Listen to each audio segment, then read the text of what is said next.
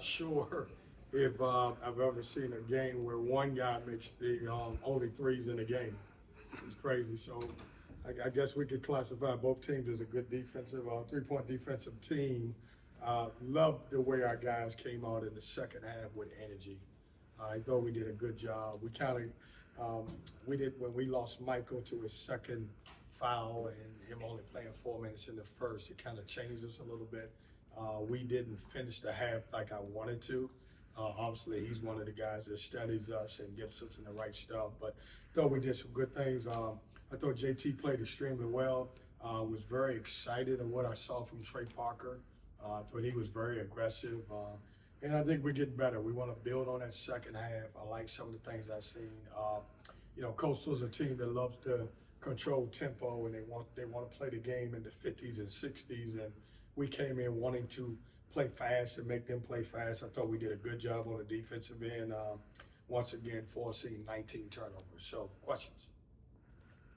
As an offense, do you guys feel like you need Jaden to kind of be the guy in a way? Is that kind of emerging and evolving as we speak? No, I don't. I think we're gonna have a group that on any given night that you might have Marcus Hill with 18, you might have Brandon with 18, you might have someone else, but I think JT played well tonight and the other night, but I don't think this group needs him to have the DJ Horn role. I think we got a lot of guys that are all gonna be anywhere from 12 to 15 points a game, just depending on the night and the opponent. How happy are you with the free throw shooting tonight? You attempted 35 and still missed 7. Well, I'm happy because all of those meals that we didn't get to provide, I was upset about that. I got everybody in, I think it was yesterday, on their own to shoot 100 free throws. We're a much better free throw shooting team than we've shown, and tonight we made 28 and kind of missed 7, but I thought we did a better job at the free throw line, especially Brandon and JT. Brandon's gonna get a lot of fouls. He's very good inside, and going 9 for 10 from my interior play is really good.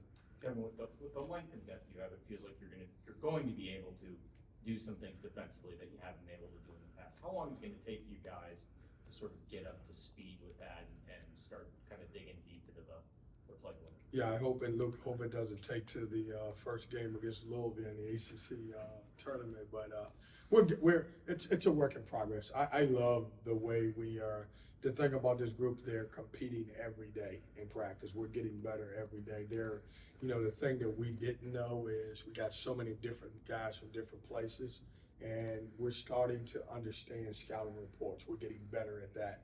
And I think once we get better at that and learning how to play hard consistently, all of my teams play hard, but consistently playing hard on both ends of the floor, I think our depth will show more.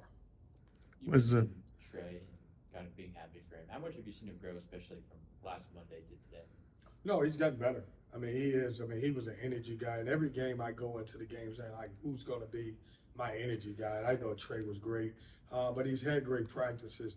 It's weird with this group, you can look at how they practice of any group that I've ever had and determine how they're going to play on game day. We don't have, DJ Horn could have a bad practice, but he was such a natural scorer that he could come out and just score whether he practiced well or not. These guys, we all have to have good practice in order for it to translate over to the games. You're an activity guy.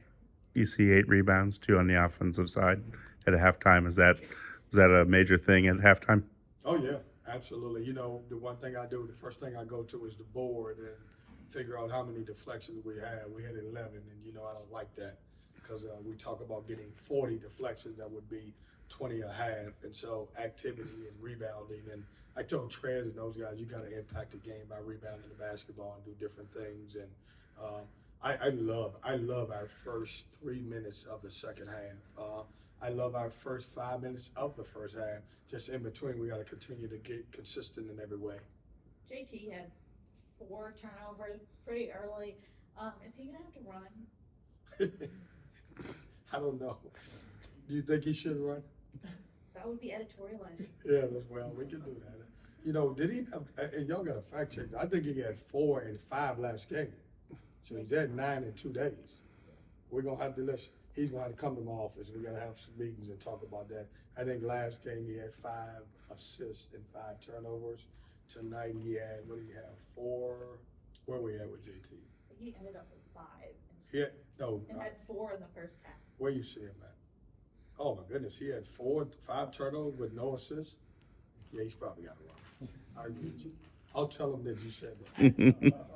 No more interviews for you for Jay Taylor. He's gonna be really mad at you for that. But no, we won't run. I mean, but I got to show him his turnovers and see where they're coming from and get him better in that area because he's much better than turning the ball over, 9 times in 2 games.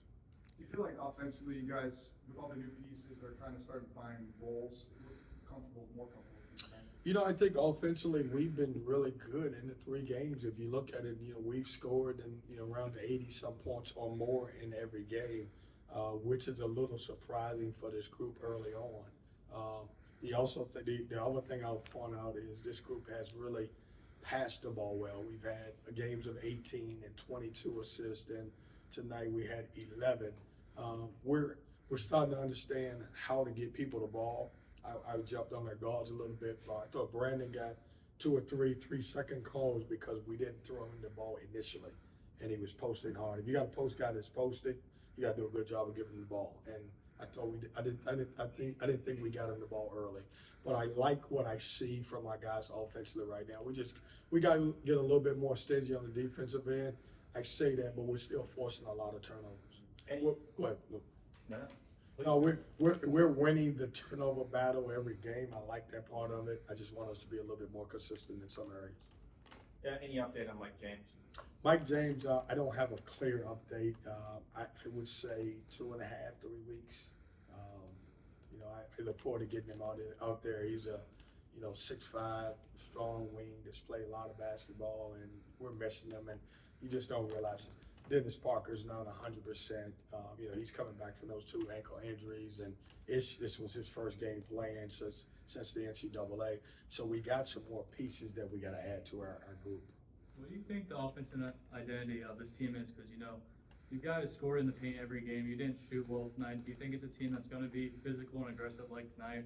Or are there chances for it to be, 3-point and that? Yeah, I think we're a driving team. I think you look at the game the last game we had 48 points in the paint, and then we had 42. I think the identity of it is we got, Brandon is very comfortable with his back to the basket. And so we're throwing the ball into him and we're cutting off him and we're playing it. I think JT and Marcus Hill are doing a good job of getting paint touches, and so is Mike. Mike's getting in there and he's spraying the ball out. It's too early to get a clear understanding of what our identity is, but it looks like that we could be a good paint touch team at times. Colgate, a team that's been conference champions in their league the past 2 years, made the tournament the past 2 years. Is there any thought to start shortening the rotation and get a couple guys some more chemistry? No, just right now we got such a, I look over there and I see a lot of guys who are equal. And right now I'm rewarding how hard you compete in practice. Because once again, with this group, I'm noticing from our exhibition to our scrimmage to the 3 games, whatever happens in practice is translating to what's on the floor right now.